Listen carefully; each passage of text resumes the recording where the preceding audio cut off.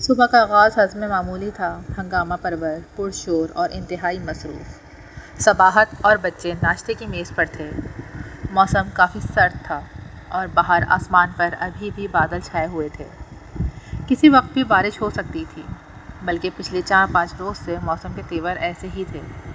بارش تھوڑی دیر کے رک بھی جاتی تھی، مگر دھوپ ذرا سی دیر کو بھی نہ نکلی تھی۔ حفصہ بیٹا، آپ اسکارف ضرور لے لیں اور کینٹین سے کچھ نہیں کھائیں گی۔ آپ کا گلا پہلے سے خراب ہے، بازار کی اشیاء سے اور خراب ہوگا۔ اس نے اپنی سب سے بڑی 12 سالہ بیٹی کو ہدایت جاری کی، جس نے بظاہر بڑی فرمانبرداری سے سر ہلا کر بات ماننے کا اشارہ کیا۔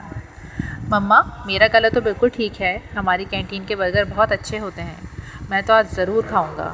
آپ نے کتنے دنوں سے پرومس کیا ہوا ہے، آج آپ مجھے ضرور پیسے دینے ہیں۔ یہ 10 سالہ فرغام کی فرمائش تھی، جس کو سنتے ہی صباحت نے منع کر دیا۔ بیٹا، میں آپ کو گھر سے لنچ بنا کر دے رہی ہوں، وہ لوگ اچھا نہیں بناتے۔ ہاں مما، بس آپ کو بالکل پیسے نہیں دینے۔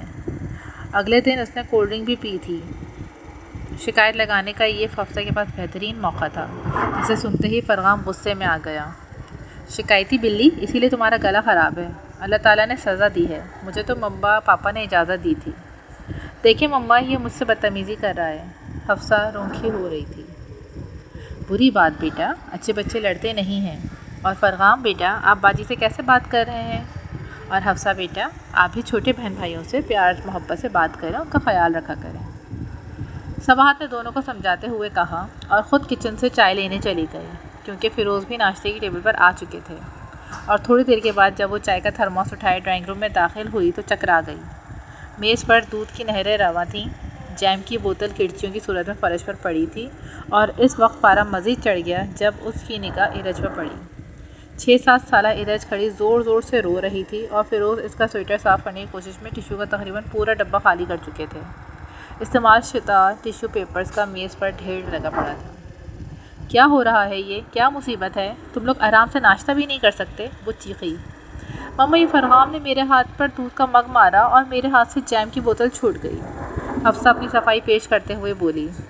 میں نے جان بوجھ کر نہیں مارا تھا، غلطی سے ذرا سا ٹچ ہو گیا تھا، اور اس نے دھکا دے کر سارا دودھ بھی گرا دیا اور ایرج کے کپڑے بھی خراب کر دیا۔ صباحت نے اپنا سر تھام لیا۔ یہ ایرج کے یونیفارم کا سویٹر تھا، جبکہ دوسرا یونیفارم اور سویٹر میلا پڑا تھا۔ بارش نے کپڑے دھونے کی مہلت ہی نہیں دی تھی۔ اسے از-سر-نو فیروز کی لاپرواہیوں پر غصہ آنے لگا۔ واشنگ مشین کا ڈرائر پچھلے کئی دنوں سے خراب پڑا تھا۔ اس نے کئی بار فیروز کی توجہ دلائی تھی، مگر کبھی وہ بھول جاتے اور کبھی ایسے ہی کل پر ٹال دیتے۔ اب ایرج کے سویٹر کی حالت ایسی نہیں تھی کہ وہ پہن کر اسکول جاتی، جبکہ دوسرا سویٹر بھی نہیں تھا۔ اس نے گیلے کپڑے سے ایرج کے سویٹر سے جہاں جہاں تک ممکن ہو سکا دودھ کے داغ چھڑائے، پھر کپڑا رکھ کر اس سرے سے خشک کرنے کی کوشش کی۔ حفصہ کا یونیفارم بھی اس طرح صاف کر کے کم سے کم آج کے استعمال کے قابل بنایا، مگر یہ سب کام کرتے ہوئے اس کی زبان مسلسل غصے سے چلتی رہی۔ زیادہ تر نشانہ بچے ہی تھے، کبھی کبھی فیروز بھی لپیٹ میں آ جاتے۔ خدا خدا کر کے بچے اسکول اور فیروز آفس سے دھارے، اور خود اس نے گھر کے باقی تمام کام نمٹانے کے ساتھ کپڑے بھی دھو ڈالے۔ دھوپ نہیں تھی، لیکن بارش بھی نہیں تھی۔ کچھ نہ کچھ پانی تو نچڑ ہی جائے گا، پھر گیلری اور پچھلے برآمدے کی کرسیوں پر ڈال کر سوکھنے کا انتظار کر لوں گی، اس نے سوچا۔ بچے بہت شرارتی تھے، یا اسے ہی لگتا تھا کہ اس کے بچے بہت شرارتی ہیں، اور خود فیروز ان بچوں کے والد صاحب پھیلاوا پھیلانے، شور مچانے اور بات بے بات صباحت کو تنگ کرنے میں کچھ کم نہیں تھے۔ اب اسکولوں میں سرما کی چھٹیاں تھیں، بچے سارا دن اب گھر پر ہی رہتے تھے۔ بمشکل ڈانٹ ڈپٹ کے وہ انہیں ہوم ورک کے لیے بٹھاتی تھی، ورنہ وہ تینوں سارا دن ادھم مچائے رکھتے۔ رمضان المبارک بھی شروع ہو کر اب اختتام کی طرف گامزن تھا۔ اس روز صباحت کے بڑے جیٹ کسی کام کے سلسلے میں اس کے پاس لاہور آئے ہوئے تھے۔ 2-3 روز کے لیے ہی آئے تھے، اور وہ چاہتی تھی کہ وہ اس کی خوش اخلاقی اور سگڑاپے سے متاثر ہو کر جائیں، مگر بچے اس کی خواہش ملیمیٹ کرنے پر تلے ہوئے تھے۔ صفائی کرنے والی ماسی صبح ہی اپنا کام کر کے چلی جاتی تھی۔ صباحت نے اور کوئی ملازم نہیں رکھا تھا، کیونکہ ملازموں کے نخرے برداشت کرنا، جبکہ کام بھی پسند کا نہ ہو، صباحت کے بس کی بات نہیں تھی، جبکہ وہ خود بہت پھرتیلی تھی۔ اس روز اس نے افطاری پر خاصا اہتمام کر رکھا تھا۔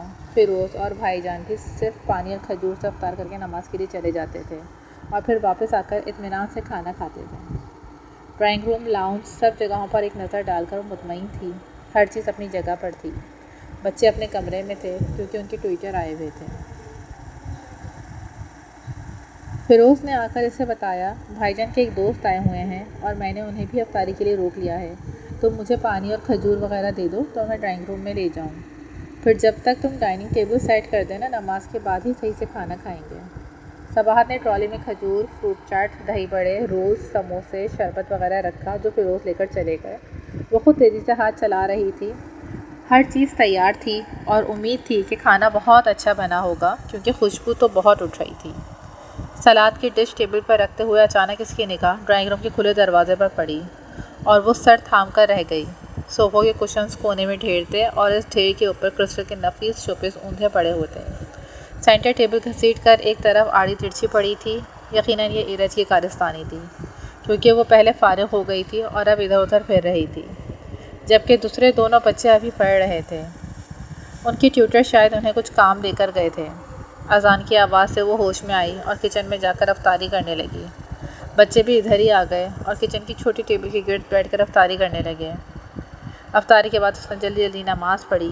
بچے بھی اس کے ساتھ نماز پڑھ رہے تھے۔ ابھی وہ دعا مانگ رہی تھی کہ مرد نماز پڑھ کر آ گئے۔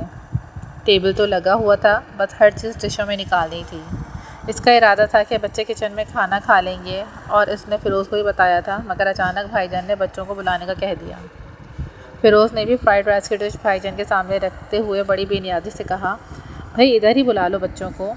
ہاں ہاں صباحت، کوئی بات نہیں، بچے تو تنگ کرتے ہی ہیں، ادھر ہی بلا لو، ویسے بھی کل سے میں نے جانا ہی ہے۔ بھائی جان بھی فیروز کی تائید کر دی تھی۔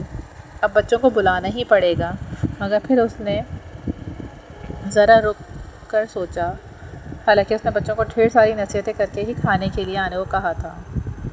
کھانا واقعی بہت اچھا تھا اور جس اس نے جو چیز لی وہ اس کی تعریف کر رہا تھا۔ چکن بروسٹ وہ بہت اچھا بناتی ہے، چنانچہ اس نے وہ ڈش بھائی جان اور ان کے دوست کے آگے پیش کی۔ آپ بھائی جان یہ بروسٹ لیں نا، گھر میں بنا ہے۔ اس وقت جب بھائی جان کے دوست نے ڈش کی طرف ہاتھ بڑھایا، فرغام نے سالن والے ہاتھ سے پانی کا جگ پکڑنے کی کوشش کی تو ایک جگ دور جا گرا اور دوسرے اس کے ہاتھ چکنے تھے، چنانچہ جگ ہاتھ سے پھسل گیا اور سارا پانی اچھل کر کچھ تو بروسٹ کی ڈش میں گرا اور کچھ کوفتوں کی ڈش میں، جبکہ باقی پانی اور سالن کی چھینٹوں نے مل کر بھائی جان کے دوست کی قمیض پر گلکاری کر دی تھی۔ ہاتھ میں لیا نوالا صباحت نے پلیٹ میں رکھ دیا اور صورتحال کو سنبھالنے کی کوشش کرنے لگی۔ فیروز مہمان کو ٹیشو پیپر پیش کر رہے تھے، معذرت کر رہے تھے، مگر وہ سوچ رہی تھی کہ اب وہ اور بروسٹ کہاں سے لائے گی، کیونکہ یہ تو پانی میں بھیگ کر کم سے کم بروسٹ تو ہرگز نہیں رہا۔ پھر بعد میں کھانا کھایا تو گیا، مگر وہ مزہ نہیں رہا۔ صباحت کا موڈ آف ہو چکا تھا کیونکہ اتنی محنت سے بنا ہوا بروسٹ ضائع ہو گیا۔ بھائی جان اور ان کے مہمان نے تو چکھا تک نہ تھا۔ پھر جب بھائی جان مہمان کو چھوڑنے کے لیے گئے تو وہ برس ہی پڑی، اتنے بدتمیز بچے میں نے نہیں دیکھے، کسی کے ایسے بچے نہیں ہوں گے، ہمیشہ ان کی وجہ سے مجھے شرمندگی ہوتی ہے۔ کیا کہتے ہوں گے لوگ کہ ماں نے تمیز نہیں سکھائی، تھوڑی دیر پہلے ڈرائنگ روم درست کیا تھا، اسے کباڑ خانہ بنا دیا۔ اور فرغام تم، کتنی بار کہا ہے میز پر جب کوئی چیز دور ہو تو خود گھسیٹنے کی کوشش نہیں کرتے، ایک تو جگ تم سے دور رکھا تھا، مجھے ہی اپنے پپا سے کہتے، اور پھر ہاتھ کیوں سالن سے سنے ہوئے تھے، پاس ٹیشو کیوں نہیں تھا، کتنی دفعہ سمجھایا ہے، مگر جب کوئی مہمان آتا ہے میں ہزار کوششیں کروں، تم باپ اور بچے مل کر میری محنت پر پانی پھیر دیتے ہو۔ ارے بھائی باپ غریب کو کیوں شامل کر رہی ہو، چلو چھوڑو، معاف کر دو سب کو۔ فیروز نے ہنستے ہوئے ماحول خوشگوار بنانے کی کوشش کی، مگر وہ اپنے چہرے پر مسکراہٹ نہیں لا سکی۔ ان چھٹیوں میں تو بچوں نے اس کا اور حشر کر دیا تھا، سارا دن ان کے پیچھے بھاگتے دوڑتے گزر جاتا تھا، اور پھر آج کے واقعے نے تو رہی صحیح کسر بھی نکال دی تھی۔ وہ بہت افسردہ تھی، سوچ کر اس کے سر میں درد ہونے لگا۔ حالانکہ ان کی معذرت کے جواب میں بھائی جان اور ان کے دوست نے کہا بھی تھا کہ کوئی بات نہیں، بچے ہیں، ایسا ہی ہو جاتا ہے، مگر صباحت سخت شرمندہ تھی۔ بھلا یہ بھی کوئی بات ہے کہ گھر آئے مہمان کو وہ ڈھنگ سے کھانا بھی نہ کھلا سکی تھی۔ اس کی طبیعت کافی خراب تھی، سحری بھی مشکل سے بنائی۔ سحری کرتے ہوئے اچانک بھائی جان کہنے لگے، فیروز، صباحت، بھائی میرا خیال ہے کہ بچوں کو میرے ساتھ بھیج دو، ان کی ویسے بھی چھٹیاں ہیں اور عید پر تم لوگ بھی ادھر آ جانا، سب ساتھ عید کریں گے، ویسے بھی اماں بہت یاد کرتی ہیں تم لوگوں کو۔ صباحت ابھی چپ تھی مگر فیروز نے فوراً تائید کر دی۔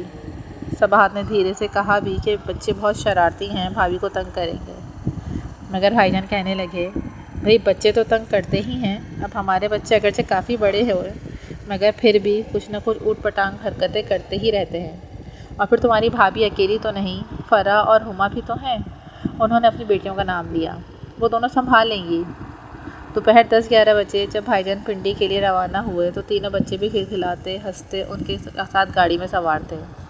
صباحت نے انہیں ڈھیر ساری نصیحتیں کی تھیں جن پر عمل کی اسے کوئی امید نہ تھی۔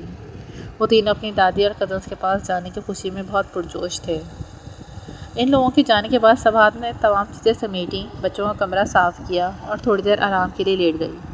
اگرچہ پہلے اس وقت بچوں نے ایک ہنگامہ برپا کیا ہوا تھا، ایک دوسرے کی کاپی چھین لیتا تو دوسرا مار کر تیسرے کو اور شکایت ہوتی تھی، آج وہ تھوڑی دیر آرام کے لیے اطمینان سے اٹھی اور نماز و تلاوت میں مصروف ہو گئی۔ افطاری کے وقت میز پر بہت سناٹا تھا، بس وہ دونوں بیٹھے تھے۔ صباحت کے دل کو کچھ ہونے لگا۔